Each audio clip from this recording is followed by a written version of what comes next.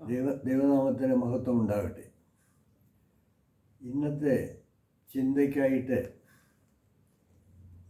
ദൈവം മനുഷ്യന് കൊടുക്കുന്ന കൽപ്പനകൾ പ്രമാണിക്കാതിരുന്നാൽ ഉള്ള ദോഷങ്ങളെക്കുറിച്ചും പ്രമാണിച്ചാലുള്ള ഗുണങ്ങളെക്കുറിച്ചും ഈ ലേവ്യ പുസ്തകം 26-ാം അധ്യായത്തിൽ വളരെ വ്യക്തമായിട്ട് പറയുന്നുണ്ട്. അതായത് ദൈവത്തിൻ്റെ കൽപ്പന അനുസരിച്ച് ജീവിച്ചാൽ നമ്മുടെ മുമ്പിൽ രണ്ട് വഴികളാണ്. ഒന്ന് ദൈവത്തിൻ്റെ വഴി, സത്യം, നീതി, സ്നേഹം, കരുണ, ദയ, വിശ്വസ്തത, ഇന്ദ്രിയം. ഇതൊക്കെ ദൈവം എന്ന് പറയുന്നത് ആത്മാവാണ്, ഹോളി സ്പിരിറ്റ്, പരിശുദ്ധാത്മാവാണ്. ആ ആത്മാവിൻ്റെ ഫലങ്ങളെന്ന് പറയുന്നത്, അതിൻ്റെ സ്വഭാവം എന്ന് പറയുന്നത് ഈ സ്നേഹമാണ്. സ്നേഹം, സന്തോഷം, സമാധാനം, ദീർഘക്ഷമ, ദയ, പരോപകാരം, വിശ്വസ്തത, ഇന്ദ്രിയജയം. ഇങ്ങനെ 9 കൂട്ടം കാര്യങ്ങൾ. മനുഷ്യ ശരീരത്തിന് നിലനിൽക്കാനായിട്ട് 6 കൂട്ടം കാര്യങ്ങൾ വേണം. Carbohydrate, protein, vitamins, water and vitamins, water and fat. ഇതെല്ലാം നമുക്കൊരു 6 കൂട്ടം കാര്യങ്ങളുണ്ട്. ഏത് ഭക്ഷണം കഴിച്ചാലും അതൊക്കെ ഉണ്ടാവും. അപ്പോൾ അതിനകത്ത് ഈ മനുഷ്യൻ്റെ ശരീരത്തിൻ്റെ നിലനിൽപ്പിന് വേണ്ടിയുള്ളതാണ്. ഈ അതേ സമയത്ത് ആത്മാവിൻ്റെ നിലനിൽപ്പിന് വേണ്ടി ഉള്ള കാര്യങ്ങളും രണ്ടാമത് പറഞ്ഞ ഈ പരിശുദ്ധാത്മാവിൻ്റെ പ്രവർത്തനത്തെക്കുറിച്ച് പറയുന്നത്. അപ്പോൾ നമ്മൾ മനസ്സിലാക്കേണ്ട സംഗതി, ദൈവം എല്ലാ മനുഷ്യരെയും ഒരുപോലെ സൃഷ്ടിച്ചു. ആർക്കും ഒരുപോലെ. ദൈവം ജാതി മതവും സൃഷ്ടിച്ചിട്ടില്ല. ആ സർവശക്തനായ ദൈവമാണ്, സർവശക്തനാണ്. ഓൾമൈറ്റി ഗോഡ് സർവശക്തനാണ്, സർവവ്യാപിയാണ്, അദൃശ്യനാണ്, അരൂപിയാണ്, സകല നന്മകളുടെയും ഉറവിടമാണ്. അങ്ങനെ ഒരു മഹാദൈവത്തെയാണ് നമ്മൾ ആരാധിക്കുകയും വിശ്വസിക്കുകയും ചെയ്യേണ്ടത്. അതിനു പകരം മനുഷ്യരെ അത് മനസ്സിലാക്കാതെ, അതിൻ്റെ സത്യങ്ങൾ മനസ്സിലാക്കാതെ, ജാതിയും മതവും തിരിച്ച് മനുഷ്യനെ തമ്മിൽ തെല്ലിച്ചുകൊണ്ട് മറ്റ് പല ദൈവങ്ങളെയും കാണുന്നതിനെല്ലാം ദൈവമായിട്ട് ആരാധിക്കുകയും മനുഷ്യരെയും പിടിച്ച് ദൈവമായിട്ട് ആരാധിക്കുന്ന ഒരു പ്രവണതയുള്ളത്. ഇതിൻ്റെയൊക്കെ ദോഷം നമ്മുടെ മുമ്പിൽ 2 വഴികളാവും. ഒന്നുകിൽ ദൈവത്തിൻ്റെ വഴി, ദൈവത്തിൻ്റെ ആ ശക്തിക്ക് എതിരായിട്ടുള്ളൊരു ശക്തിയുണ്ട്. അതാണ് പൈശാചിക ശക്തി. അതും ഒരു സ്പിരിറ്റാണ്, ഈവിൾ സ്പിരിറ്റ് എന്ന് പറയും. മറ്റേ ദൈവത്തിൻ്റെ ശക്തി എന്ന് പറയുന്നത് ഹോളി സ്പിരിറ്റാണ്, പരിശുദ്ധാത്മാവ്. ഈ ഈവിൾ സ്പിരിറ്റ് ഇതിൻ്റെ സ്വഭാവം എന്ന് പറയുന്നത് വഞ്ചനയും കൊള്ളയും അസൂയയും അഹങ്കാരവും കൊലയും അതുപോലുള്ള ദുഷ്പ്രവർത്തികളെല്ലാം ഈ ഈവിൾ സ്പിരിറ്റിൻ്റെ സ്വഭാവം. അതനുസരിച്ച് നമുക്ക് വേണമെങ്കിൽ ജീവിക്കാം. താൽക്കാലികമായ ജീവിതത്തിൽ ചില നേട്ടങ്ങളൊക്കെ ഉണ്ടായെന്ന് വരാം, ചെറിയ നേട്ടങ്ങൾ. പക്ഷേ ശാശ്വതമായി നമുക്കൊരു സമാധാനവും സന്തോഷവും ലോകത്തിൽ വെച്ച് കിട്ടത്തില്ല. മരിച്ചു കഴിഞ്ഞാൽ ആ നിത്യനാശത്തിലേക്ക് പോകും, യാതൊരു തർക്കവുമില്ലാത്ത കാര്യമാണ്. അതേ സമയത്ത് ദൈവത്തിൻ്റെ വഴികളനുസരിച്ച് നമ്മൾ ജീവിച്ചാൽ, അതായത് പരിശുദ്ധാത്മാവിൻ്റെ സ്പിരിറ്റ് മുമ്പേ പറഞ്ഞ പോലെ സത്യവും നീതിയും സ്നേഹവും കരുണയും ദയയും വിശ്വസവും എല്ലാം ഉൾക്കൊണ്ടുകൊണ്ട് അങ്ങനെ ഒരു ജീവിതം നമ്മൾ നയിച്ചാൽ നമ്മുടെ ജീവിതം ധന്യമായി തീരും. ദൈവത്തിൻ്റെ ആത്മാവ് നമ്മുടെ കൂടെ ഉണ്ടായിരിക്കും. നമ്മൾ മരിച്ചു കഴിഞ്ഞാലും ദൈവത്തോടൊപ്പം ആയിരിക്കും. ജീവിച്ചിരിക്കുമ്പോൾ സ്വർഗീയമായ സന്തോഷത്തോട് ജീവിക്കാൻ സാധിക്കും. ഇത് രണ്ടിൽ ഏത് വേണേലും തിരഞ്ഞെടുക്കാനുള്ള സ്വാതന്ത്ര്യം നമുക്കുണ്ട്. ആ സ്വാതന്ത്ര്യം നമ്മൾ തന്നെയാണ്. അതുകൊണ്ടാണ് ഉള്ളൂർ പരമേശ്വരയ്യർ പറഞ്ഞിരിക്കുന്നത്, നമുക്ക് നാമേ പണിവത് നാഗം നരകവും അതുപോലെ. നമുക്ക് നമ്മൾ തന്നെയാണ് സ്വർഗവും നരകവും എല്ലാം സൃഷ്ടിക്കുന്നത്. അപ്പോൾ അതുകൊണ്ട് ഞാൻ പല വേദങ്ങളെക്കുറിച്ച് ഗ്രന്ഥങ്ങളെക്കുറിച്ച് പല ദേവപുരുഷന്മാരെക്കുറിച്ചൊക്കെ ഇങ്ങനെ പഠിച്ച് കുറേയൊക്കെ മനസ്സിലാക്കിയിട്ടുണ്ട്. അതിൻ്റെയൊക്കെ വെളിച്ചത്തിൽ ഞാൻ ഇതെല്ലാം ഒന്ന് വിശകലനം ചെയ്ത് നോക്കിയപ്പോൾ സാക്ഷാൽ സത്യദൈവം എന്ന് പറയുന്നത് ഈ പ്രപഞ്ച സൃഷ്ടാവായ ദൈവം തന്നെ മനുഷ്യനായിട്ട് ലോകത്തിൽ വന്ന് അത്ഭുതങ്ങൾ പ്രവർത്തിച്ചു. അദ്ദേഹം ജനിച്ചപ്പോൾ തന്നെ ദൂതന്മാർ പ്രത്യക്ഷപ്പെട്ടിട്ട് പറഞ്ഞു, സകല ജനത്തിനും ഉണ്ടാകുവാനുള്ള മഹാസന്തോഷം നിങ്ങളെ അറിയിക്കുന്നു. സകല ജനത്തിനും, ഏതെങ്കിലും ഒരു പർട്ടിക്കുലർ ആളുകളെ ഉദ്ദേശിച്ചാൽ പറയുന്നത് സകല ജനത്തിനും ഉള്ള മഹാസന്തോഷം എന്താണ്? ക്രിസ്തു എന്ന രക്ഷിതാവ് നിങ്ങൾക്ക് വേണ്ടി ബേത്ലഹേമിൽ ജനിച്ചിരിക്കുന്നു. രക്ഷിതാവെന്ന് പറഞ്ഞാൽ രക്ഷിക്കുന്നവൻ. അപ്പോൾ എവിടോ ഇവൻ പിടിപ്പെട്ട് കിടക്കുകയാണ്. ഈ മനുഷ്യനെ ദൈവം ഇവിടെ സൃഷ്ടിച്ചാക്കുന്നതിന് മുമ്പേ തന്നെ സാത്താൻ ഇവിടെ ഉണ്ടായിരുന്നു. സാത്താനെ ദൈവം ഇവിടെ ആക്കിയായിരുന്നു. അപ്പോൾ ആ സാത്താൻ്റെ ഇടയിലാണ് നമ്മളെ. അപ്പം നമ്മളെ ഒന്ന് പരീക്ഷിക്കാനാണ്. ഇവൻ സാത്താൻ്റെ പ്രവൃത്തി അനുസരിച്ച് ചെയ്യുമോ അതോ ദൈവത്തിൻ്റെ ഹിതമനുസരിച്ച് ജീവിക്കുമോ എന്ന് അറിയാനാണ്. അപ്പോൾ അത് ആദ്യം തന്നെ ആദാമിൻ്റെ കാലത്ത് തന്നെ അത് തെറ്റി. അപ്പോൾ ഈ പാപങ്ങളെല്ലാം ഈ ദൈവത്തിൻ്റെ കൽപ്പനകൾ പ്രമാണിക്കാതെ നടക്കുന്നത് പാപമാണ്. അപ്പോൾ ആ പാപത്തിൽ നിന്നുള്ള വിടുതലെന്ന് പറയുന്നത് ഈ പറഞ്ഞ സർവശക്തനായ ദൈവം തന്നെ ഭൂമിയിലേക്ക് വന്ന യേശുക്രിസ്തുവിൽ കൂടെ മാത്രമേ സാധിക്കത്തുള്ളൂ. അതുകൊണ്ട് യേശുക്രിസ്തു പറഞ്ഞിരിക്കുന്നത്, ഞാൻ തന്നെ വഴിയും സത്യവും ജീവനുമാകും, ഞാൻ മുഖാന്തരം അല്ലാതെ ആരും പിതാവിൻ്റെ അടുക്കൽ എത്തുന്നില്ല. അതുകൊണ്ട് ജാതിയോ മതമോ മറ്റ് കാര്യങ്ങളോ ഒന്നും ചിന്തിക്കേണ്ട. ഈ ബൈബിളിലേക്ക് നോക്കേ, ഇന്നത്തെ ഓരോ സംഭവങ്ങൾ എടുത്തു നോക്കേ. ഇപ്പം വേണ്ട കാട്ടുമൃഗങ്ങൾ മുമ്പ് വല്ലതും വന്നിട്ടുണ്ടായിരുന്നോ? ആ ലേവ്യസംഘ പുസ്തകം 26 അധ്യായം 21 മുതലുള്ള ഭാഗങ്ങൾ ഒന്ന് വായിച്ചു നോക്കേ. അത് ഞാൻ നിങ്ങളുടെ ശ്രദ്ധയിൽപ്പെടുത്തുകയാണ്. നിങ്ങൾ എനിക്ക് വിരോധമായി നടന്ന് എൻ്റെ വാക്ക് കേൾക്കാതിരിക്കുന്നാൽ ഞാൻ നിങ്ങളുടെ പാപങ്ങൾക്ക് തക്കവണ്ണം 7 മടങ്ങ് ബാധ നിങ്ങളുടെ മേൽ വരുത്തും. ഞാൻ നിങ്ങളുടെ ഇടയിൽ കാട്ടുമൃഗങ്ങളെ അയക്കും. അവ നിങ്ങളെ മക്കളില്ലാത്തവരാക്കുകയും നിങ്ങളുടെ കന്നുകാലികളെ നശിപ്പിക്കുകയും നിങ്ങളെ എണ്ണത്തിൽ കുറയ്ക്കുകയും ചെയ്യും. നിങ്ങളുടെ വഴികൾ പാഴായി കിടക്കും. അപ്പോൾ ഇത് ഇപ്പോൾ നടക്കുന്ന കാര്യമാണോ? എന്തുകൊണ്ടാണ് ഈ കാട്ടുമൃഗങ്ങൾ ഇറങ്ങി മനുഷ്യനെ നശിപ്പിക്കുന്നത്? ഈ മനുഷ്യൻ അധർമ്മം പ്രവർത്തിക്കുന്നു, ദൈവത്തിൻ്റെ കൽപ്പനകൾ വിട്ടു നടക്കുന്നു. അതുകൊണ്ട് മാത്രമാണ് ഇത്. നമ്മൾ തന്നെയാണ് ഈ നാശത്തിനെല്ലാം കാരണക്കാർ. ഇപ്പോൾ സത്യമുണ്ടോ ഏതെങ്കിലും ഭാഗത്ത്? അഴിമതിയും അനീതിയും അല്ല ഇപ്പോൾ നടക്കുന്നത്. ഒന്ന് ചിന്തിച്ച് നോക്ക്. ആയിരക്കണക്കിന് 10,000 ലക്ഷക്കണക്കിന് രൂപ ശമ്പളം വാങ്ങിക്കുന്നവരും അവൻ്റെ ജോലി ചെയ്യണമെങ്കിൽ അവന് പ്രത്യേകം കൂലി കൊടുക്കണം, കൈക്കൂലി എന്ന് പറഞ്ഞ്. ഇതൊക്കെ എന്ത് അധർമ്മമാണ്! ഇവൻ എന്തിനു വേണ്ടിയാണ് ഇതൊക്കെ ഉണ്ടാക്കുന്നത്? നിങ്ങളൊന്ന് ചിന്തിച്ച് നോക്ക്. നമുക്ക് നമ്മുടെ മക്കളെ അറിയാം. മക്കൾക്ക് വേണ്ടി നമ്മൾ എല്ലാം സമ്പാദിക്കുന്നു. നമ്മുടെ മക്കളെ കൂടെ നമുക്കറിയാമെന്നിരിക്കട്ടെ, അതിൻ്റെ മക്കളെ നമുക്കറിയാവർക്കൂ? നമുക്കറിയാനൊക്കത്തില്ല, അവർക്ക് നമ്മളെ അറിയാനൊക്കത്തില്ല. അങ്ങനെ ഒരിക്കലും ഒരു കാലത്തും അറിഞ്ഞിട്ടില്ലാത്ത കണ്ടിട്ടില്ലാത്ത ഒരു സമൂഹത്തിന്, ഒരു തലമുറയ്ക്ക് വേണ്ടി അനീതിയായിട്ട് പണം ശേഖരിക്കുന്ന ബുദ്ധിശൂന്യത, അത് യാതൊരു തർക്കവും ഇല്ലാത്ത കാര്യമാണ്. നമ്മുടെ ബൈബിളിൽ യേശുക്രിസ്തു പറഞ്ഞിരിക്കുന്നത്, നിങ്ങൾക്ക് അന്നത്തേക്കുള്ള ഭക്ഷണം അതിനുള്ള പാത്രം നിങ്ങൾ നോക്കിയാൽ മതി, ബാക്കിയെല്ലാം നിങ്ങളുടെ തമ്പുരാൻ നോക്കിക്കൊള്ളൂ. ഈ കോടാനുകോടി ജീവജാലങ്ങൾക്കെല്ലാം ഭക്ഷണം കൊടുക്കുന്ന സർവശക്തനായ ദൈവമാണ്. കാട്ടിലെ മൃഗങ്ങൾക്കും സമുദ്രമാർഗത്തിൽ നടക്കുന്ന എല്ലാ ജീവജാലങ്ങൾക്കും എല്ലാം കൊടുക്കുന്നത് ദൈവത്തിൻ്റെ കരുണയാണ്. ദൈവമാണ് ഇതെല്ലാം സംഭാവന ചെയ്യുന്നത്. അപ്പോൾ അങ്ങനെയുള്ളിടത്ത് ഒന്നും ഭയപ്പെടേണ്ട കാര്യമില്ല. ക്രിസ്തു പല പ്രാവശ്യം പറഞ്ഞിട്ടുണ്ട്, നിങ്ങൾ ഭയപ്പെടരുത്, ഞാൻ നിങ്ങളോട് കൂടെ ഉണ്ട്, നിങ്ങളുടെ പ്രശ്നങ്ങൾക്കല്ല, നിങ്ങളുടെ എന്ത് പ്രശ്നമുള്ള എൻ്റെ മേലിട്ടുള്ള ഞാൻ സാധിച്ചു തരാമെന്ന് ക്രിസ്തു വാക്ക് പറഞ്ഞിട്ടുണ്ട്.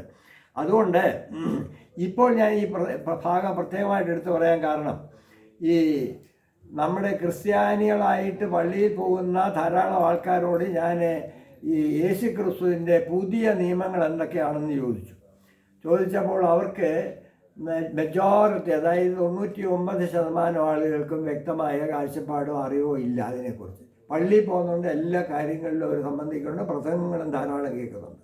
യേശുക്രിസ്തു കൊണ്ടുവന്ന പുതിയ കൽപ്പന എന്തൊക്കെയാണ്? അതായത് ദൈവം നേരിട്ട് പ്രവർത്തിച്ച സമയത്ത് 10 കൽപ്പനകൾ മനുഷ്യന് കൊടുത്തു. അത് മിക്കവാറും എല്ലാവർക്കും അറിയാം. കൊല ചെയ്ത്, വിചാരം ചെയ്ത്, മോഷ്ടിക്കരുതൊക്കെ പറഞ്ഞാൽ നിന്റെ ദൈവമായ കർത്താവിൻ്റെ പൂർണ്ണ ശക്തിയോടെ, പൂർണ്ണ മനസ്സോടെ, പൂർണ്ണ ആത്മം കൊടുത്ത് ആരാധിക്കണം, ഇതെല്ലാം കൂട്ടുകാരനെ നിന്നെ പോലെ സ്നേഹിക്കണം, ഇങ്ങനെയുള്ള ആ കൽപ്പനകളെല്ലാം മിക്കവാറും എല്ലാവർക്കും അറിയാം. പക്ഷേ യേശുക്രിസ്തു വന്നിട്ട് അതിന് വ്യത്യസ്തമായ ഒരു രീതിയിൽ അതിന് കുറച്ച് ഒരർത്ഥത്തിൽ അമെൻമെൻറ്റ്സ് വരുത്തിക്കൊണ്ടാണ് ആ പഴയ നിയമങ്ങൾക്ക് ഭേദഗതി. കാര്യം പഴയ നിയമത്തിൽ ജീവിച്ചിരുന്ന ആളുകളല്ല ഇപ്പോഴത്തെ. അന്നത്തെ കാലത്തെ ആളുകൾക്ക് പറ്റിയ നിയമമായിരുന്നു ദൈവം അവർക്ക് കൊടുത്തത്. എന്നാൽ അതിൽ നിന്ന് ഭേദഗതി വരുത്തിക്കൊണ്ട് യേശുക്രിസ്തു ചില കൽപ്പനകൾ നമുക്ക് തന്നു. അതെന്തൊക്കെയാണെന്ന് നമ്മളൊന്ന് മനസ്സിലാക്കാൻ വേണ്ടി പറയാം. പ്രധാനമായിട്ടൊരു 5 കൽപ്പനകൾ. അത് ഒന്ന് മോളിവിടെ വായിക്കുന്നതായിരിക്കും. വളരെ ശ്രദ്ധയോടുകൂടി ഒന്ന് കേൾക്കുക. മത്തായിയുടെ സുവിശേഷം 5-ാം അധ്യായം 21 മുതലുള്ള വാക്യങ്ങൾ. കൊല ചെയ്തതെന്നും ആരെങ്കിലും കൊല ചെയ്താൽ ന്യായവിധിക്ക് യോഗ്യനാകുമെന്നും പൂർവന്മാരോട് അരുളിച്ചെയ്തതു നിങ്ങൾ കേട്ടിട്ടുണ്ടല്ലോ. ഞാനോ നിങ്ങളോട് പറയുന്നത്, സഹോദരനോട് കോപിക്കുന്നവനെല്ലാം ന്യായവിധിക്ക് യോഗ്യനാകും. സഹോദരനോട് നിസ്സാര എന്ന് പറഞ്ഞാലോ ന്യായാധിപ സഭയുടെ മുമ്പിൽ നിൽക്കേണ്ടി വരും. മൂഢ എന്ന് പറഞ്ഞാലോ അഗ്നി നരകത്തിന് യോഗ്യനാകും. ആകയാൽ നിന്റെ വഴിപാട് യാഗപീഠത്തിങ്കൽ കൊണ്ടുവരുമ്പോൾ സഹോദരന് നിന്റെ നേരെ വല്ലതും ഉണ്ടെന്ന് അവിടെ വെച്ച് ഓർമ്മ വന്നാൽ നിന്റെ വഴിപാട് അവിടെ യാഗപീഠത്തിന്റെ മുമ്പിൽ വെച്ചേച്ചു ഒന്നാമത് ചെന്ന് സഹോദരനോട് ഇരുന്നു കൊള്ളുക. പിന്നെ വന്നു നിന്റെ വഴിപാട് കഴിക്കാം. എത്ര ശക്തമായ എത്ര പ്രസക്തമായ രീതിയിലാണ് അത് പറഞ്ഞിരിക്കുന്നത്. കൊല ചെയ്യരുത് എന്നും ആരെങ്കിലും കൊല ചെയ്താൽ ന്യായവിധിക്ക് യോഗ്യനാകുമെന്നും പൂർവന്മാരോട് പറഞ്ഞിട്ടുണ്ട്. അതായത് പഴയ കാലത്തെ ജീവിച്ചിരുന്ന ആളുകളോട് ദൈവം തമ്പുരാൻ കൊടുത്തിട്ട് പറഞ്ഞിരുന്ന കൽപ്പനയാണ് കൊല ചെയ്യരുതെന്നുള്ളത്. പക്ഷേ ഞാനോ നിങ്ങളോട് പറയുന്നു, അതാണ് ശ്രദ്ധിക്കേണ്ട കാര്യം. ഞാനോ നിങ്ങളോട് പറയുന്നത്, സഹോദരനോട് കോപിക്കുന്നതിനെല്ലാം ന്യായവിധിക്ക് യോഗ്യനാകും. സഹോദരനോട്, അതായത് സ്വന്തം സഹോദരൻ എന്നല്ല അതിൻ്റെ അർത്ഥം. സഹോദരൻ പറഞ്ഞ എല്ലാം സദൃശങ്ങളെ എല്ലാം സഹോദരന്മാരായിട്ടാണ് നമ്മൾ കാണേണ്ടത്. അവരോട് കോപിച്ചാൽ പോലും ന്യായവിധിക്ക് യോഗ്യനാകുമെന്ന്. അപ്പോൾ ആ നിയമത്തിൻ്റെ കാഠിന്യം എന്തുമാത്രം ഉണ്ടെന്ന് നമുക്ക് ചിന്തിക്കാൻ പറ്റും. അതുപോലെ തന്നെ രണ്ടാമത്തെ കൽപ്പന, പിന്നെ നിസാര എന്ന് പറഞ്ഞാൽ ന്യായാധിപ സംഘത്തിൽ നിൽക്കേണ്ടി വരും. മൂടാന്ന് പറഞ്ഞാൽ അവൻ അഗ്നിനരകത്തിന് യോഗ്യനാവും, സഹോദരനെ, മറ്റുള്ളവരെ. എത്രമാത്രം ശ്രേഷ്ഠമായിട്ടുള്ള ഉപദേശങ്ങളാണത്. ഇനി രണ്ടാമത്തെ കൽപ്പന നോക്ക്. വ്യഭിചാരം ചെയ്യരുതെന്നും അരുളിച്ചെയ്തെന്ന് നിങ്ങൾ കേട്ടിട്ടുണ്ടല്ലോ. ഞാനോ നിങ്ങളോട് പറയുന്നത്, സ്ത്രീയെ മോഹിക്കേണ്ടതിന് അവളെ നോക്കുന്നവൻ എല്ലാം ഹൃദയം കൊണ്ട് അവളോട് വ്യഭിചാരം ചെയ്തു പോയി. എന്നാൽ വലം കണ്ണു നിനക്ക് ഇടർച്ച വരുത്തുന്നുവെങ്കിൽ അതിനെ ചൂർന്നെടുത്ത് എന്നറിഞ്ഞു കളക. നിന്റെ ശരീരം മുഴുവനും നരകത്തിൽ വീഴുന്നതിനേക്കാൾ നിന്റെ അവയവങ്ങളിൽ ഒന്നും നശിക്കുന്നത് നിനക്ക് പ്രയോജനമത്രേ. വലങ്കൈ നിനക്ക് ഇടർച്ച വരുത്തുന്നുവെങ്കിൽ അതിനെ വെട്ടി എറിഞ്ഞു കളക. അതായത് അതിൻ്റെ മീനിങ് നമ്മൾ മനസ്സിലാക്കണം. ഈ സ്ത്രീകളുമായിട്ടുള്ള ബന്ധത്തിൽ ഈ ചെറുപ്പകാലം മുതലേ മനുഷ്യർ പല രീതിയിൽ തെറ്റിപ്പോകും. അതായത് സാത്താൻ നമ്മളെ അതിലേക്ക് കൊണ്ട് ചാടിക്കുന്നതാണ്. അപ്പോൾ അതിന് വ്യഭിചാരം ചെയ്യുന്നതാണ് ദൈവത്തിൻ്റെ കൽപ്പന. പക്ഷേ ഇപ്പോൾ ക്രിസ്തു പറഞ്ഞതല്ല, നീ അവരെ മോശമായ രീതിയിൽ നോക്കുക പോലും ചെയ്യരുതെന്ന്. അവൻ്റെ പിന്നെ അങ്ങനെ എന്നാൽ നിന്റെ കണ്ണ് നീ തുറന്ന് കളഞ്ഞേരെ. നീ ഒറ്റക്കണ്ണനായിട്ട് സ്വർഗത്തിൽ പോകുന്നതാണ് നിനക്ക് ഏറ്റവും നല്ലത്. രണ്ട് കണ്ണുള്ളവനായിട്ട് നരകത്തിൽ പോകുന്നതിനേക്കാൾ ഒരു കണ്ണുള്ളവനായി സ്വർഗത്തിൽ പോകുന്നതാണ് നിനക്ക് നല്ലത് എന്ന് പറയുന്നിരിക്കുക. അപ്പോൾ ഞാൻ ഒരു ഉദാഹരണം പറയാം. അതായത് ഈ ഹിന്ദി ഭാഷയിലെ 3 കവികളുണ്ട്, കവിത്രയങ്ങളെന്ന് പറയാം. മലയാളത്തെ ആശാനുള്ളൂർ വള്ളത്തോൾ എന്ന് പറഞ്ഞ പോലെ പിന്നെ ഹിന്ദി ഭാഷയിലെ കബീർ ദാസ്, തുളസിദാസ്, സൂരദാസ്. ഇതിനകത്ത് ഈ സൂരദാസ് എന്ന് പറയുന്ന കവി ഇവർ 3 ഭക്തകവികളാണ്. ഈ സൂരദാസ് അദ്ദേഹത്തിൻ്റെ കണ്ണ് കാണത്തില്ല. എന്താ സംഭവിച്ചെന്നറിയാവോ? അദ്ദേഹം വഴിയെ ഇങ്ങനെ അങ്ങോട്ട് പോയപ്പോൾ ഒരു സന്ധ്യയ്ക്ക് പോയപ്പോഴേ ഒരു സൗന്ദര്യമുള്ള ഒരു സ്ത്രീ തിരിച്ചു ഇങ്ങനെ റോഡിൽ വരുന്നത് കണ്ടു. ഇയാൾ അവരെ കണ്ടുകൊണ്ട് ഇങ്ങനെ നോക്കി സ്വല്പം നിന്നു. അവർക്ക് ആ പബ്ലിക് റോഡിൽ വെച്ച് അങ്ങനെയുള്ള ഒരു ഇത് കണ്ട അവർക്ക് വളരെ ഫീൽ ചെയ്തു. ആ സ്ത്രീക്ക് അവരുടനെ ചോദിച്ചു, നിങ്ങൾക്ക് എന്താ വേണ്ടതെന്ന് പറഞ്ഞു. എന്താ നിങ്ങൾക്ക് ആവശ്യമെന്ന് ചോദിച്ചു. ഉടനെ ഈ മനുഷ്യൻ്റെ അങ്ങ് വല്ലാതെ അങ്ങ് ഇതായി, നമ്മുടെ സാധാരണ ചമ്മിപ്പോയി എന്ന് പറയുന്നത്. എന്നിട്ട് പറഞ്ഞ ഒരു മിനിറ്റ് അയാൾ ആലോചിച്ച് പറഞ്ഞു, എനിക്കൊരു സൂചി വേണമെന്ന്. ഒരു സൂചി. ഇവരെവിടുന്ന് ഒരു സൂചി ഏതാണ്ട് വെള്ളത്തെ പിന്നോ ഏതാണ്ട് എടുത്തു കൊടുത്തു. ഓൺ ദ സ്പോട്ടിൽ അയാൾ അവിടെ നിന്ന് അയാളുടെ 2 കണ്ണും കുത്തിപ്പൊട്ടിച്ചതായിട്ടാണ്. അവർ ദൈവത്തിൻ്റെ കൽപ്പനകൾ പ്രായോഗികമായി പ്രവർത്തിച്ചതാണ്.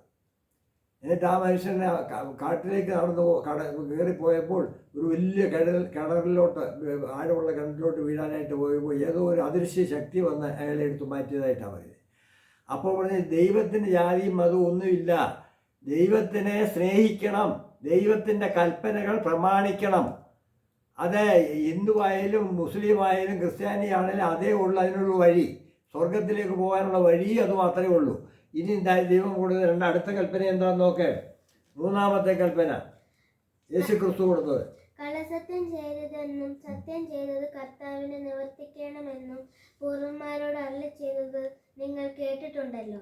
ഞാനോ നിങ്ങളോട് പറയുന്നത്, അശേഷം സത്യം ചെയ്യരുത്, സ്വർഗത്തെ കൊണ്ടുവരുത്, അത് ദൈവത്തിന്റെ സിംഹാസനം, ഭൂമിയെ കൊണ്ടരുത്, അത് അവന്റെ പാദപീഠം, യെരൂശലേമിനെ കൊണ്ടരുത്, അത് മഹാരാജാവിന്റെ നഗരം. അപ്പോൾ അടുത്ത കൽപ്പന പ്രധാനമായിട്ട് പറഞ്ഞിരിക്കുന്നത് നിങ്ങൾ സത്യം ചെയ്യരുത്.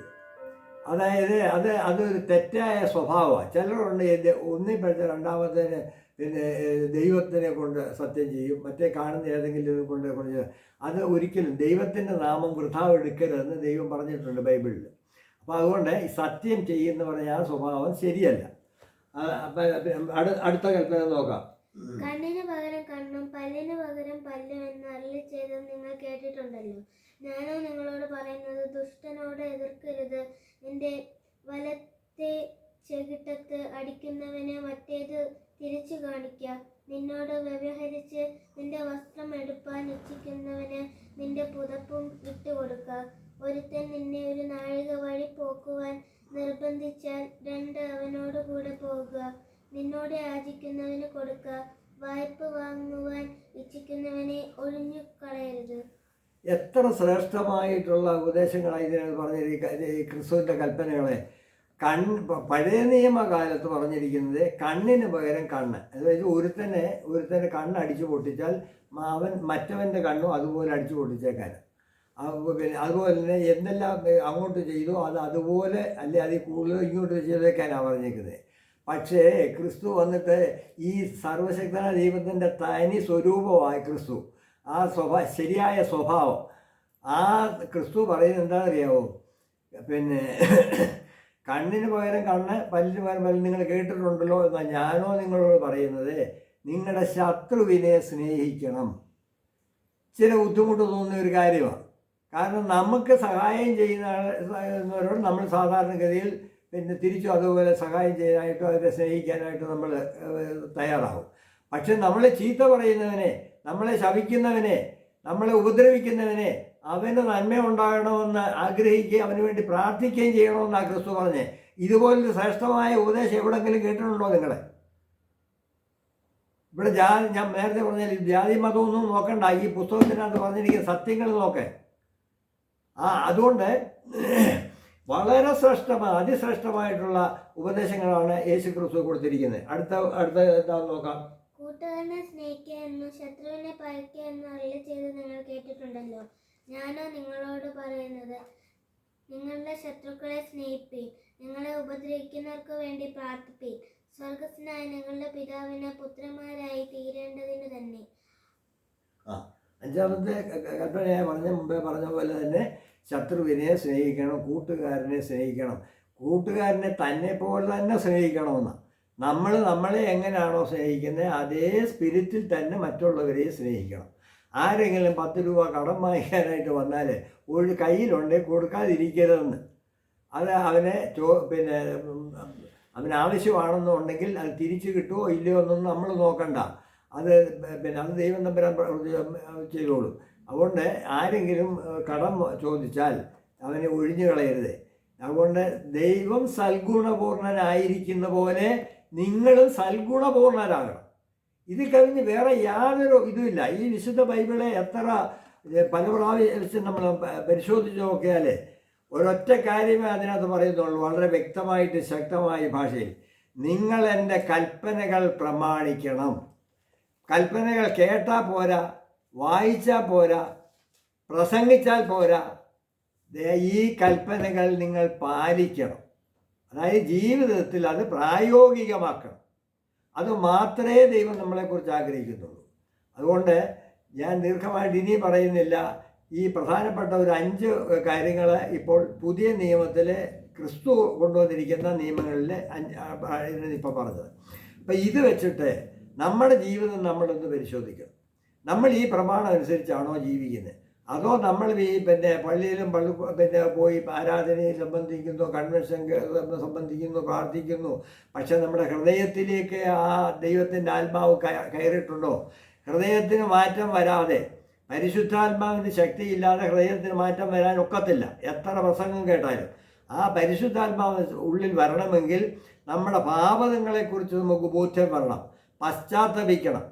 ആ പശ്ചാത്തപിച്ചുകൊണ്ട് ഈ സകല നന്മകളുടെ ഉറവിടമായിരിക്കുന്ന ആ സ്നേഹനിധിയായിരിക്കുന്ന ക്രിസ്തുവിലേക്ക് നമ്മൾ ഫലമേൽപ്പിച്ചു കൊടുത്താൽ നമ്മുടെ പാപങ്ങൾ പരിഹരിക്കപ്പെടും, പൊറുക്കപ്പെടും, ക്ഷമിക്കപ്പെടും. നിശ്ചയമായിട്ടും നമ്മളൊരു പുതിയ സൃഷ്ടിയാവും. ബൈബിളിൽ പറഞ്ഞിരിക്കുന്നത് ഒരുവൻ ക്രിസ്തുവിലായാൽ അവൻ പുതിയ സൃഷ്ടിയാണ്, പഴയത് കഴിഞ്ഞു പോയി സകലവും പുതുതായി തീർന്നിരിക്കുന്ന. അപ്പോൾ അങ്ങനെ ക്രിസ്തുവിലേക്ക് മാറിക്കഴിഞ്ഞാൽ അവൻ്റെ സ്വഭാവത്തിന് മൊത്തം മാറ്റം വരും. അവൻ്റെ ഭാഷയ്ക്ക്, സംസാരത്തിന്, ഉടുപ്പിന്, പോക്കിന്, വരവിന് എല്ലാത്തിനും മാറ്റം വരും. അത് നമ്മൾ ചിന്തിക്കണം. ഇവിടെ നമുക്കൊന്നും സാധിക്കാനില്ല. ഈ കുറച്ച് കാലം ഇങ്ങനെ കഞ്ഞിയും കാപ്പിയൊക്കെ കുടിച്ച് ഇങ്ങനെ ഇരിക്കാം, യാതൊരു നേട്ടങ്ങളും അതുകൊണ്ട് വലിയ തൽക്കാലം ജീവിക്കാം എന്നുള്ളതേ ഉള്ളൂ. അതല്ല, നമ്മൾ നശിക്കാത്ത ഒരു സംഗതി എന്ന് പറയുന്നത് നമ്മുടെ ആത്മാവാണ്. അത് ദൈവം തന്നിട്ടുള്ളതാണ്. അത് ദൈവത്തെങ്കിലേക്ക് തിരിച്ചെത്തണമെങ്കിൽ പരമപരിശുദ്ധനായ ദൈവത്തിൻ്റെ സ്വഭാവത്തിൽ നമ്മളിവിടെ ജീവിച്ചെങ്കിൽ മാത്രമേ, ദൈവത്തിൻ്റെ കൽപ്പനകൾ പ്രമാണിച്ചുകൊണ്ട് ജീവിച്ചെങ്കിൽ മാത്രമേ ആ ദൈവത്തിലേക്ക് നമുക്ക് എത്തിച്ചേരാൻ സാധിക്കുള്ളൂ. അശുദ്ധമായി ജീവിക്കുന്ന ഒരു മനുഷ്യർക്കും ദൈവത്തിൻ്റെ അടുക്കൽ ചെല്ലാൻ പറ്റത്തില്ല. അവർക്ക് വേറെ വഴിയാവും. അതുകൊണ്ട് ഇത് ബൈബിളിൽ വേറൊരു ഭാഗത്ത് പറയുന്നുണ്ട്, എന്തുവാ, മത്തായി എഴുതിയ സുവിശേഷം 25-ാം അധ്യായത്തിൽ പറയുന്നുണ്ട്, അന്ത്യകാലത്തിൽ ചില എല്ലാ മനുഷ്യരും ദൈവത്തിൻ്റെ മുമ്പിൽ വരും, എല്ലാവരും അവൻ്റെ മുമ്പിൽ മുട്ടുമടക്കും. രാജാക്കളെയും പ്രജയായി ഗണിക്കും. രാജാവ് ഒരാളുണ്ട്, അവിടുത്തെ മുമ്പിൽ കുമ്പിട്ട് നിൽക്കേണ്ടി വരുന്നു. പാരിൽ കുനിഞ്ഞവനും കുനിയിച്ചവനും. ഭൂമിയിൽ വെച്ച് മറ്റുള്ളവൻ്റെ മുമ്പിൽ കുനിഞ്ഞവനും മറ്റുള്ളവരെ തങ്ങളുടെ മുമ്പിൽ കുനിയിച്ചവനും എല്ലാം ഈ സർവശക്തനായ ദൈവത്തിൻ്റെ മുമ്പിൽ കുനിയേണ്ടതായിട്ട് വരും. അവിടെ വെച്ച് ദൈവം ചില ചോദ്യങ്ങൾ ചോദിക്കുന്നുണ്ട്. ഒന്നാമത്തെ ചോദ്യം എന്താണെന്നറിയാവോ? ഞാൻ വിശന്നിരുന്നു, എനിക്ക് നിങ്ങൾ ഭക്ഷണം തന്നോ തന്നില്ലയോ നിങ്ങൾ തീരുമാനിക്കുക. പിന്നെ ഞാൻ നഗ്നനായിരുന്നു, നിങ്ങൾ എന്നെ ഉടുപ്പിച്ചോ? അല്ലെങ്കിൽ ഞാൻ തടവിലായിരുന്നു, നിങ്ങൾ എന്നെ വന്ന് കണ്ടോ? ഞാൻ രോഗിയായിരുന്നു, നിങ്ങൾ എന്നെ വന്ന് സന്ദർശിച്ചോ? എന്ന് പറഞ്ഞാൽ ഈ രോഗത്തിലും തടവിലും പ്രയാസത്തിലും കിടക്കുന്നവരൊക്കെ സഹായം ചെയ്യുന്നത് ദൈവത്തിന് ചെയ്യുന്നതായിട്ടാണ്. ദൈവം ആർക്കും കടക്കാരനായിട്ടിരിക്കത്തില്ല. അവന് നമ്മൾക്ക് അർഹതയുള്ളതിൽ കൂടുതലായിട്ട് തിരിച്ചു തരും. അതുകൊണ്ട് നമ്മൾ തന്നെ തീരുമാനിക്കണം നമ്മുടെ പോക്ക് എങ്ങോട്ടാണ്, നമ്മുടെ ജീവിതം എങ്ങനെയാണ്, യേശു ക്രിസ്തുവിൻ്റെ കൽപ്പന അനുസരിച്ചാണോ നമ്മൾ ജീവിക്കുന്നത്, അതോ ഒരു പൊത്തുവരുത്ത ക്രിസ്ത്യാനിയായിട്ട് ചടങ്ങുകൾക്ക് വേണ്ടി പള്ളിയിലും മറ്റ് ആരാധന സ്ഥലത്തും പോകുന്നതേ ഉള്ളൂ? അത് ഹൃദയത്തിൽ മാറ്റം വന്നിട്ടുണ്ടോ? പരിശുദ്ധാത്മാവിൻ ശക്തിൻ്റെ ഉള്ളിൽ കയറി വന്നിട്ടുണ്ടോ? സ്വഭാവത്തിന് മാറ്റം വന്നിട്ടുണ്ടോ? ഇല്ലെങ്കിൽ ഇന്ന് തന്നെ ഇത് ഒരു ദിവസവും മാറ്റിവെച്ചാൽ ശരിയാകത്തില്ല. നാളത്തെ ഉള്ള ദിവസം നമുക്കുള്ളതല്ല. ഇന്ന് നമ്മൾ എടുക്കുന്ന തീരുമാനങ്ങൾക്കും മാത്രമേ പ്രസക്തിയുള്ളൂ. മരിക്കുന്നതിന് മുമ്പ് എടുക്കുന്ന തീരുമാനമാണ് ദൈവം അംഗീകരിക്കുന്നത്. അതുകൊണ്ട് മരിച്ചു കഴിഞ്ഞാൽ ഒന്നും ചെയ്യാനൊക്കത്തില്ല. മരിച്ചവരാരും ദൈവത്തെ സ്തുതിക്കുന്നുമില്ലെന്നാണ് ബൈബിളിൽ പറഞ്ഞിരിക്കുന്നത്. അതുകൊണ്ട് വളരെ ക്രിട്ടിക്കലായിട്ടുള്ള ഒരു സംഗതിയാണ് ഈ ഭൗതിക ജീവിതങ്ങൾ ഉപേക്ഷിച്ചിട്ട് സർവശക്തനായ ദൈവത്തിൻ്റെ സ്നേഹനിധിയായ ദൈവത്തിൻ്റെ വഴിയിൽ കൂടെ കൽപ്പനകൾ പ്രമാണിച്ചുകൊണ്ട് ദൈവത്തിന് വേണ്ടി ജീവിക്കാൻ നമ്മുടെ ജീവിതം ദൈവത്തിന് സമർപ്പിക്കുക, ക്രിസ്തുവിൽ സമർപ്പിക്കുക, ക്രിസ്തുവിൽ വിശ്വസിക്കുക, അവൻ്റെ കൽപ്പനകൾ പ്രമാണിക്കുക. നിങ്ങളുടെ ജീവിതം ധന്യമായി തീരും, യാതൊരു സംശയമില്ല. അതിന് ദൈവത്തിൻ്റെ ആത്മാവ് ഞങ്ങൾ സഹായിക്കട്ടെ എന്ന് പ്രാർത്ഥിച്ചുകൊണ്ട് വാക്കുകൾ നിർത്തും.